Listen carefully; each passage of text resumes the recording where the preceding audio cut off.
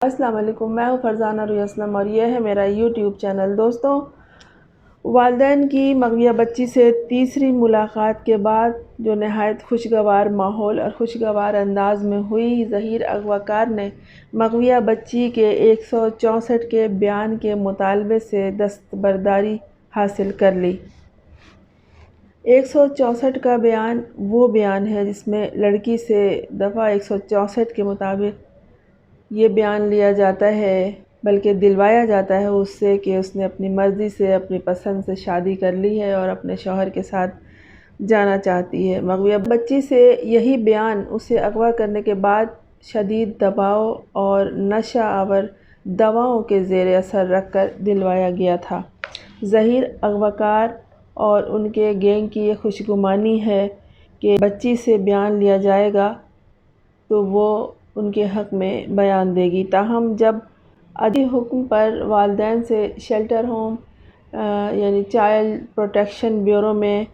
تیسری ملاقات ہو گئی، اس کے بعد ان کی مایوسی حد سے زیادہ بڑھ گئی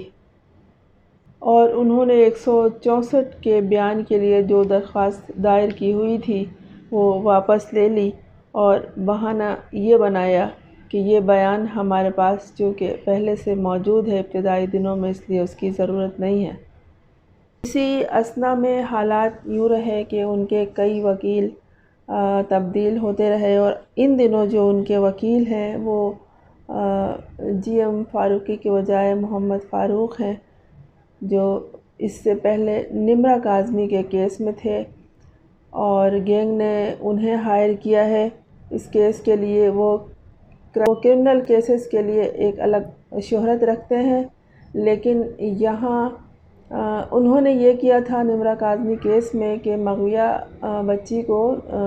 نمرہ کاظمی کو اس کے چائلڈ پروٹیکشن بیورو سے نکال کر اور اس کے شوہر کے حوالے کر دیا تھا۔ تو شاید گینگ کے ذہن میں یہ ہے کہ یہ بھی یہاں ہوگا، ایسا ہی ہوگا اس کیس میں بھی، لیکن یہ دونوں کیس اپنی نوعیت کے اعتبار سے بلکہ مختلف حوالوں سے بالکل ایک دوسرے سے جدا ہیں، بالکل ہی الگ الگ ہیں۔ یہ نمرہ ایک بڑی لڑکی تھی اور کافی تیز و ترار تھی، اسے جس نے قریب سے دیکھا ہے وہ اس کے بارے میں یہی رائے رکھتا ہے کہ یہ لڑکی بہت تیز ہے، جبکہ یہ بنت مہدی کاظمی چھوٹی عمر کی بچی ہے اور یہ زیادہ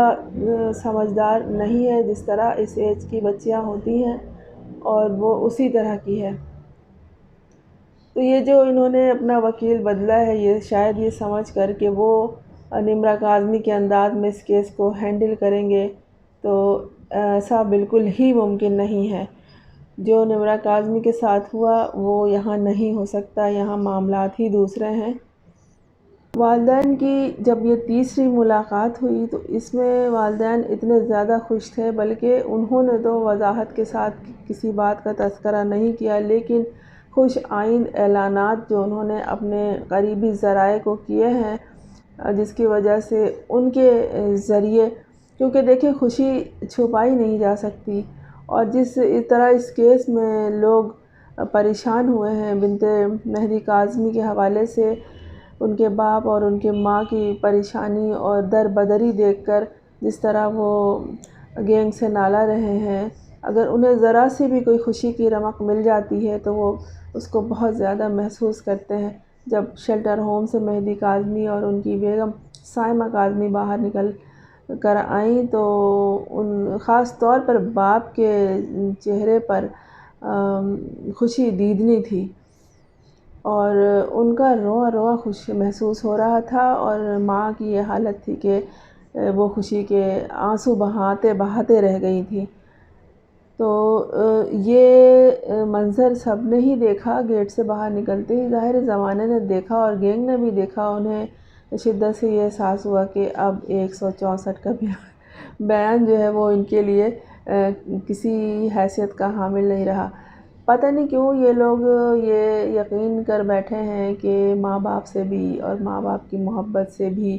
کوئی بہت زیادہ اہم ہے۔ جو ان کا طریقہ کار ہے اس پہ اتنا بھروسہ ہے، اس دفعہ یہی بھروسہ ان کو لے ڈوبے گا کہ وہ ابھی تک اس انتظار میں ہے کہ بچی اپنے والدین سے شدید نفرت کرتی ہے۔ وہ یہ بھول گئے ہیں کہ ان کے ماحول میں، اس بچی کے ماحول میں زمین آسمان کا فرق ہے۔ یہ جو بچی کو وہ بتاتے تھے کہ یہ تمہیں تمہارے ماں باپ مار دیں گے واپس اگر جاؤ گی تو ظاہر ہے بچی ہے وہ تو ڈرے گی، لیکن وہ یہ بتاتے ہوئے بھول جاتے ہیں کہ ان کے پنجاب کے اندرون پنجاب کے ماحول یا اندرون سندھ کے ماحول اور کراچی کے ماحول میں بہت زیادہ فرق ہے۔ یہاں ایسا نہیں ہے۔ یہاں تو کم عمر بچیوں کی شادی کے موقع پہ بھی گرفتاری، دولہے میاں کی گرفتاری ہو جاتی ہے۔ اس دفعہ جسٹس تھے آفتاب گھرڑ، انہوں نے سماعت کے لیے 30 تاریخ دے دی۔ یہ اغوا کاروں کے وکلاء جو ہیں وہ نہایت دروغ گوئی سے کام لیتے ہیں، اور اب تو انہوں نے قرآنی آیات کا حوالہ دینا شروع کیا اور شوہر اور بیوی کے ملاقات اور ان کے حقوق کا بیان شروع کر دیا تھا، عدالت میں بھی اور عدالت سے باہر بھی۔ اور اس وقت یہ جو اغوا کار ہے ایسے ہاتھ باندھے خاموشی کے ساتھ کھڑا تھا جیسے کہ کوئی فرما بردار وفادار شوہر اپنی بیوی کے سے ملاقات کے لیے تڑپ رہا ہو۔ ظہیر اغوا کار کے وکیل جب عدالت میں حوالے دے رہے تھے قرآنی آیات کے، اور ان کو شوہر سے ملاقات اور حقوق اور اس کی جو بھی ہے ملزم ہے لیکن ہے تو اس کا شوہر، یہ سب اس طرح کی فضولیات بک رہے تھے، تو اس وقت جو ہے وہ جسٹس نے پوچھا کہ بچی کی عمر کیا ہے؟ بچی کی عمر اتنی چھوٹی ہے کہ اس طرح کا کوئی قانون اس پہ لاگو نہیں ہو سکتا کہ وہ اپنی مرضی سے شادی کر لے، یا کوئی کہے کہ اس نے اپنی مرضی سے شادی کر لی۔ جو پاکستان کا قانون ہے یا اسلامی قانون ہے اس میں ایک بچی کے بالغ ہونے کے علاوہ یہ بھی ضروری ہے کہ وہ ذہنی طور پر بہت مضبوط ہو، وہ اپنے فیصلے خود کر سکے، اور بچے، چھوٹی عمر کے بچے، بلکہ 18 سال کی لڑکی کا 20 سال کی لڑکی بھی اپنے مستقبل کے بارے میں وہ نہیں سوچ سکتی جو اس سے بڑے لوگ اس کے بارے میں سمجھ سکتے ہیں اور سوچ سکتے ہیں، لہٰذا کسی چھوٹی عمر کی بچی کا اپنی مرضی سے نکاح کا سوال ہی نہیں ہے۔ اگر ایسا ہو گیا تو پھر یہی ہوتا ہے کہ اس طرح کے ماں باپ جو سمجھتے ہیں حالات کی نزاکت کو اور معاملے کی نزاکت کو اور زندگی کے پرپیچ راہوں کے مسائل کو، وہ اٹھ کھڑے ہوتے ہیں، لیکن بہت کم ہی ایسا ہوا ہے۔ زیادہ تر تو جو اگر اپنے بچیوں کو بچانے کے لیے کرتے ہیں تو وہ پھر پس پردہ رہ کر ہی کرتے ہیں۔ یہ واحد باپ ہم نے دیکھا ہے جو تاریخ کو یقیناً بدلنے کے لیے اٹھ کھڑا ہوا ہے، اور اس کا جو فائدہ ہوگا وہ بے شمار بچیوں کو ہوگا۔ یہ بیان تو اب انہوں نے اپنا واپس لے لیا کہ ہم نہیں بیان لے رہے، کیونکہ ہم نے تو پہلے 164 کا بیان لیا ہوا، یہ بہانہ بنا دیا انہوں نے۔ لیکن جب یہ ملاقات پہ زور دے رہے ہیں تو جسٹس آفتاب احمد گھرڑ نے ان سے پوچھا کہ اگر بچی آپ سے ملاقات کے لیے راضی نہ ہو تو پھر، تو ان سے یہ کہا گیا کہ بچی کو عدالت میں بلا لیا جائے اور اس سے پوچھ لیا جائے کہ وہ ملاقات کرنا چاہتی ہے کہ نہیں، جس پہ جمران ناصر نے نقطۂ اعتراض بھی اٹھایا کہ ملزم کا تو بچی سے آئی کانٹیکٹ بھی نہیں ہونا چاہیے۔ لیکن جسٹس صاحب نے ان کے جواب میں یہ کہا کہ نہیں، عدالت میں کیوں بلایا جائے، ہم کیوں نہ کوئی خاتون جج ان کے پاس بھیج دیں اور بچی سے اس کا عندیہ لے لیں کہ وہ ملاقات کرنا بھی چاہتی ہے کہ نہیں۔ وہ بس یہ چاہتے ہیں کہ کسی طرح لڑکی وہاں سے باہر نکل آئے، اس کے بعد طرح طرح کے ان کے ہیلے بہانے ان کے پاس بہت ہیں، لیکن ایسا ہوگا نہیں، کیونکہ یہ جو جسٹس حضرات ہیں یہ اتنے عقل سے پیدل نہیں ہیں، یہ معاملے کی نزاکت کو سمجھ رہے ہیں اور یہ بہت ہی سنجیدگی کے ساتھ اس کیس کو لے رہے ہیں۔ غیر سنجیدہ ہے تو یہ گینگ ہے، ان کے ہواری ہیں، ان کے سپورٹر ہیں، ان کے جو ہیں ایڈوکیٹ ہیں سارے، جو دروغ گوئی میں ماہر ہیں۔ وہ جھوٹ بول بول کے تو انہوں نے بیل لی ہوئی ہے، اس سے پہلے بھی اور اس دفعہ بھی۔ اچھا، لڑکی کی مرضی معلوم کرنے کے حوالے سے بات کر کے جسٹس صاحب نے انہیں آئندہ مہینے کی 30 تاریخ دے دی ہے اس درخواست پہ فیصلہ کرنے کے لیے۔ پہلی ملاقات میں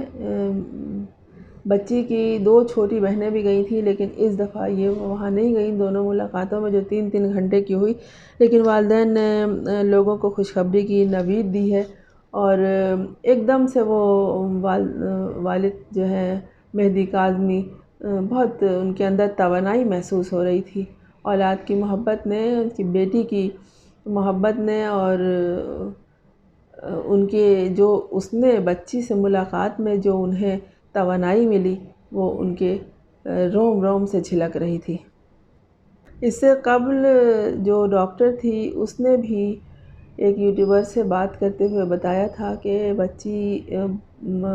اپنے والدین سے ملنا چاہتی ہے، ملاقات کرنا چاہتی ہے، اور وہ شدت سے ان کے انتظار میں ہے کہ کب اس کی والدین سے ملاقات ہو، اور وہ ابھی تک اس سے ملنے کیوں نہیں آئے۔ تیسری ملاقات کے بعد جب والد مہدی علی کاظمی اور ان کی والدہ صائمہ کاظمی گیٹ سے، چائلڈ پروٹیکشن بیورو کے گیٹ سے جیسے ہی باہر نکلے، ان کے چہرے پر مسرت کی لہریں دیکھ کر گینگ کے چہرے پر ہوائیاں اڑنے لگیں۔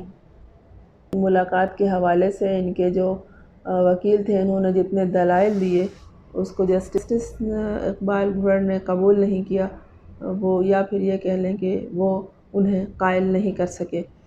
ظاہر ہے والدین سے جب بچی کی ملاقات ہوتی ہے تو بچہ اپنی تکلیف تو بتاتا ہے کہ اس پہ کیا گزری ہے، اس کے ساتھ کیا ہوا۔ اس کے باوجود یہ گینگ جو ہے وہ آخری حربے کے طور پر اغواکار ظہیر ملاقات کی رٹ لگائے ہوئے ہے۔ امید ہے کہ ملزم اغواکار پر ملاقات کا چڑھا ہوا نشہ جلد حرن ہو جائے گا۔ دیکھتے ہیں کہ اب 164 کے بیان سے دستبرداری کے بعد اب ملاقات سے توبہ کب کرے گا کہ نہیں بھائی معاف کر دو، مجھے کوئی ملاقات نہیں کرنی ہے۔ بہت جلد آپ یہ بھی سنیں گے۔